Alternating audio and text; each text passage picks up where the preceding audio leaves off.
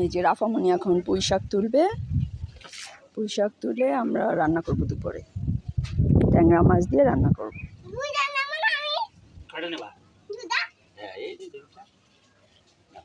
রাখো, এটা একটু কেটে ছোট করে দিই, ধরো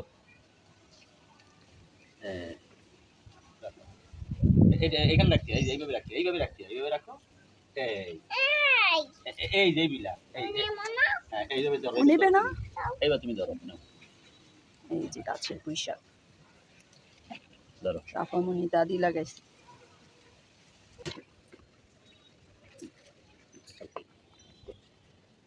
বাগানটা পুরো নিতে হবে।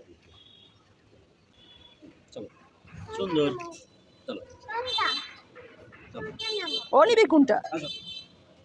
ও নেওয়ার জন্য ওই যে দেশি মুরগি দেখো, মুরগি রাফা দেশি মুরগিতে ভাত দেয় প্রতিদিন।